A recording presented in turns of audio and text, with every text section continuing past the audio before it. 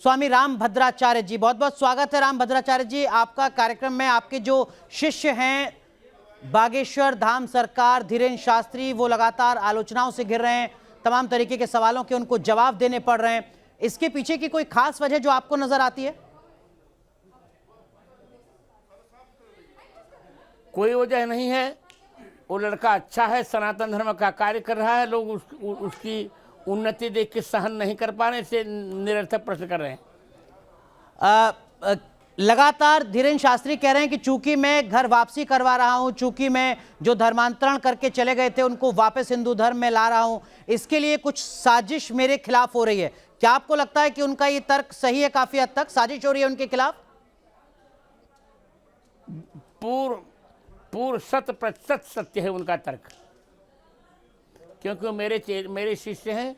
मैंने ठोंक बजाकर उनको दीक्षा दी है। तो क्या ये सब कुछ ईसाई मिशनरी की साजिश के तहत हो रहा है कि सनातन धर्म को, एक संत को बदनाम करने की साजिश हो रही है? ईसाई मिशनरी और इस्लाम दोनों के सहयोग से हो रहा है। दोनों ही सनातन धर्म को बदनाम करने में लगे हैं और उसके प्राणों के भी खतरे हो गए हैं। प्राणों के खतरे को लेकर जो सुरक्षा है वो बढ़ाई गई है। धीरेन्द्र शास्त्री ने कहा है कि मुझे मध्य प्रदेश की सरकार और केंद्र सरकार पर पूरा भरोसा है। क्या आपको लगता है कि सुरक्षा को लेकर पुनर्विचार होना चाहिए धीरेन्द्र शास्त्री की? हाँ, अधिक से अधिक उनको सुरक्षा देनी चाहिए। लेकिन जो वो मन की बात पढ़ते हैं, जो भी कोई पीड़ित भक्त उनके पास पहुंचता है, जो उसको वो बता देते हैं उसके मुंह पर तुरंत, कुछ लोग कह रहे हैं कि ये तो बहुत ही सामान्य सी चीज है। हमारे देश में नहीं, दुनिया में बहुत लोग हैं जो मस्तिष्क को पढ़ लेते हैं, दिमाग को पढ़ लेते हैं, मन को पढ़ लेते हैं। तो कहने दीजिए, पर वो भी तो पढ़ लेता है जी। वो कब कह रहा है को? उसने कभी नहीं कहा कि वह भगवान है। नहीं, ये उन्होंने कभी नहीं कहा कि वो भगवान है, लेकिन जो अच्छा बालक है, अच्छा कार्य कर रहा है जी। लेकिन जो उनके आलोचक हैं वो कहते हैं कि जब आप भगवा धारण करने के बाद इस तरीके का चमत्कार दिखाते हैं तो वो धर्म, आस्था, सभ्यता, संस्कृति से जुड़ जाता है, जो थोड़ा गलत है। नहीं, उन्होंने भगवा धारण भी नहीं किया है। अभी वो बालक हैं, अभी ब्रह्मचारी हैं और उनकी उनको गुरुजनों के आशीर्वाद से और पूर्वजों के आशीर्वाद से प्राप्त है, उसका सदुपयोग कर रहे हैं। ठीक है। आपका एक बयान आया जिसमें आपने कहा कि देखिए, मुझे भी लाखों पन्ने जो हमारे धर्म के पुराणों के हैं, वेद के हैं, वो भी कंठस्थ याद हैं, तो क्या इसको भी चमत्कार मान लेंगे? आपसे भी मैं निजी सवाल पूछूं, ये आप भी कैसे कर पाए? ये इतना आसान तो है नहीं। ये तो मुझे भी नहीं पता है। मैं तो यही कहूंगा, यह ईश्वर की कृपा है। जाकी कृपा पंगु गिर लंघे, अंधेरे को सब कुछ दर्शाई। तो जो दर्शक, जो भक्त आपको इस वक्त सुन रहे हैं, उनकी जानकारी को बढ़ाने के लिए, और जो आलोचक भी हैं, जो ईसाई और इस्लाम के लोग जो लगातार सनातन धर्म को बदनाम करने के लिए साजिशें रच रहे हैं, जैसा आपने कहा, उनको एक बार उनकी याददाश्त को बेहतर करने के लिए जरा बता दीजिए, आप भी उनका ज्ञानवर्धन कर दीजिए। क्या कुछ आपको कंठस्थ याद है? मैं ऋग्वेद से लेकर हनुमान चालीसा पर्यंत लगभग 1.5 लाख पृष्ठ मुझे कंठस्थ हैं।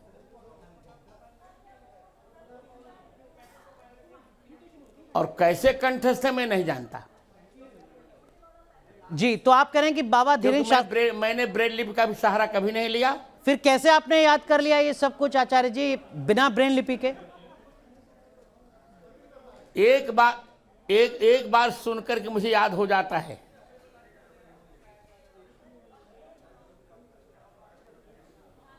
और अब तक मैंने 225 पुस्तकें भी लिखी। जी बिल्कुल, मैं जानता। मैं अपनी कक्षाओं में सुनिए, अपनी कक्षा में, प्रत्येक कक्षा में मैं 99% से नीचे कभी अंक नहीं लाया।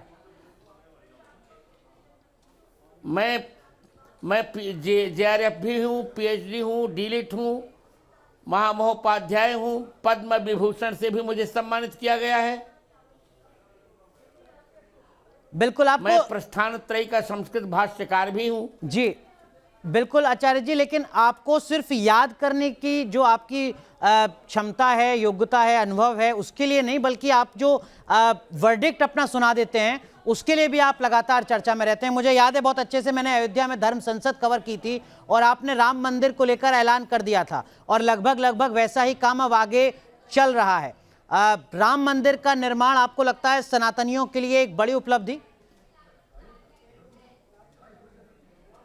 निश्चित। मैंने वहां बयान, कोर्ट में बयान भी दिया था और मेरे वक्तव्य ने उच्च न्यायालय और उच्चतम न्यायालय की निर्णय की दिशा को बदल डाला था। जी। 2024 में जब राम मंदिर का भव्य निर्माण होगा तो सनातनियों के लिए क्या कुछ बदल जाएगा उसके बाद?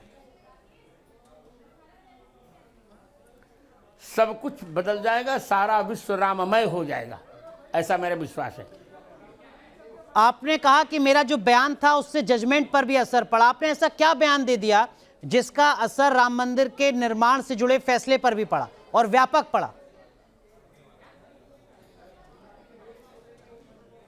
जब माननीय न्यायमूर्ति ने पूछा कि श्री राम जन्मभूमि का वेद में क्या प्रमाण है, तो मैंने अथर्ववेद के 10वें कांड के 31वें अनुवाक के द्वितीय मंत्र को उद्धृत किया था और 441 प्रमाण दिए थे। उत्खनन में 437 स्पष्ट निकले थे, केवल 4 अस्पष्ट थे, वो भी अंत में मेरे ही पक्ष में गए। जी, लेकिन एक तरफ आपने जैसा कहा कि इस्लाम का एक बड़ा हिस्सा है जो सनातन के खिलाफ साजिश रच रहा है, ईसाई मिशनरी का एक बड़ा तबका है जो सनातन के खिलाफ साजिशें रच रहा है। उन तमाम साजिशों के बीच अगर बाबा धीरेन्द्र शास्त्री ये कहते हैं कि तुम मेरा साथ दो, मैं हिंदू राष्ट्र बना दूंगा हिंदुस्तान को, भारत को, क्या आपको लगता है कि वाकई 2023 में हिंदू राष्ट्र की बात होनी चाहिए? वो तो समय बताएगा, इस पर मैं कुछ नहीं कह रहा हूं। आपकी निजी राय आचार्य जी। क्योंकि देखो, मैं पद्म विभूषण हूं, एक जिम्मेदार व्यक्ति हूं, अनुत्तरदायी वक्तव्य नहीं दे सकता। हिंदू राष्ट्र के लिए हम यत्न करते रहना चाहिए, परिणाम भगवान अनुकूल देंगे हमें। मतलब आप चाहते हैं कि हिंदू राष्ट्र बनना चाहिए भारत को? हाँ, मैं चाहता तो अवश्य हूं। मैं तो यही चाहता हूं कि पाकिस्तान अधिकृत कश्मीर पहले हमें मिले, पीओके चला जाए। ठीक है, लेकिन इसके लिए मैंने 1008 कुंडी हनुमान महायज्ञ भी मैंने किया। जी, लेकिन इस्लाम के उस तबके के द्वारा ईसाई मिशनरी की उन साजिशों के बीच ये कैसे मुमकिन हो पाएगा? यहां तो एक संत को घेरा जा रहा है, जान से मारने की धमकी दी जा रही है, तमाम तरीके के आरोप, तमाम तरीके के सवाल खड़े हो रहे हैं। होगा, सब कुछ होगा। हाथी फिरे बाजार, कुत्ते भूखे हजार, चिंता नहीं करनी चाहिए।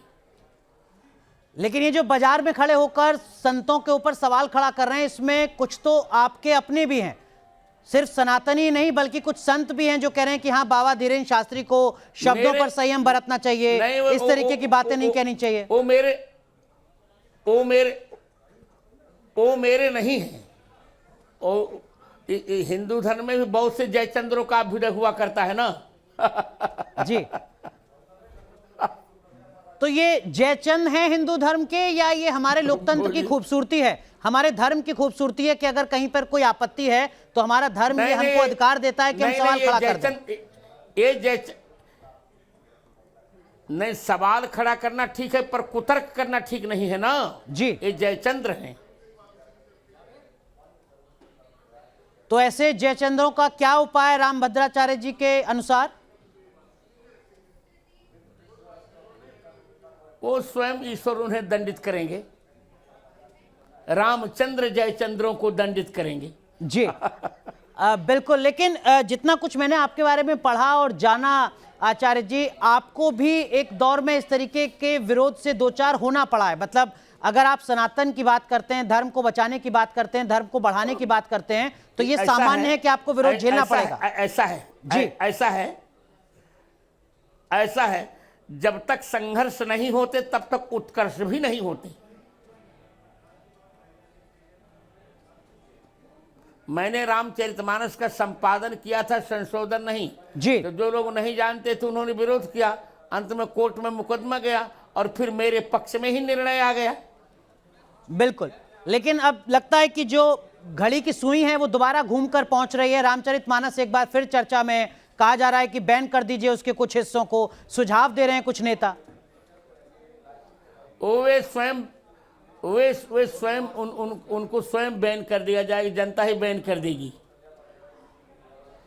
और स्वामी प्रसाद मौर्य तो पूर्ण रूप से सठिया गया है जी, और चंद्रशेखर तो उच्च कोटि का मूर्ख ही है, जिसको मानस का ABCD भी नहीं आता।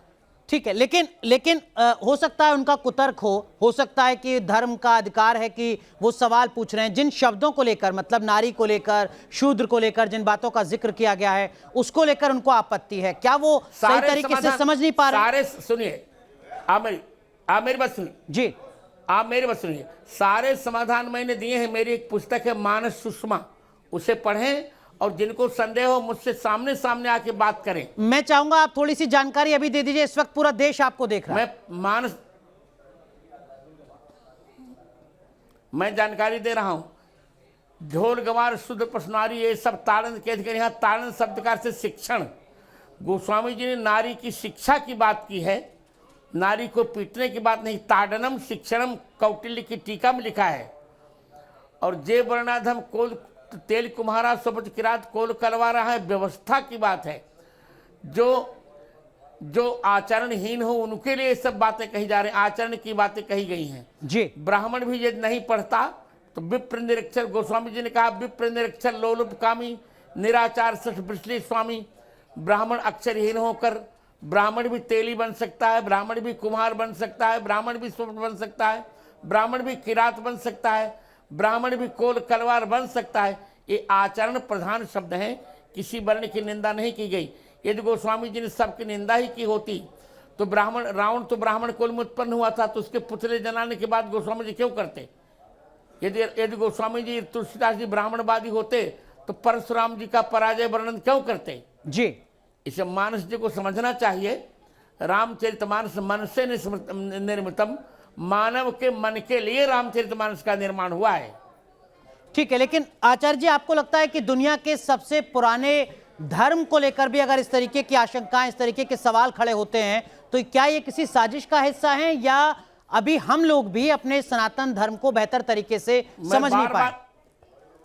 मैं बार बार मिस्टर अनुराग जी, मैं बार बार कह रहा हूं साजिश का ही हिस्सा है और उसका उत्तर हम देंगे। किस तरीके से देंगे आप? उसका उत्तर हम देने के लिए तैयार हैं। किस तरीके से उत्तर देंगे रामभद्राचार्य जी? अपने वक्तव्यों से देंगे, मीडिया के माध्यम से देंगे, वक्तव्यों से देंगे। जिनको संदेह मुझसे शास्त्रार्थ करने में तैयार हूं चर्चा करने के लिए। लेकिन आप उत्तर कट्टर इस्लामी ताकतों को दे देंगे, ईसाई मिशनरियों को दे देंगे जो धर्मांतरण में लगे हुए हैं, अपने ही धर्म के लोग जो सवाल खड़ा कर रहे हैं, मतलब नागपुर में जिन्होंने शिकायत दर्ज कराई वो कोई गैर हिंदू तो थे नहीं, उनको कैसे उत्तर देंगे? नहीं, मैंने ये बार बार कहा कि हमारे हिंदुओं में भी जयचंद्र लोग होते हैं।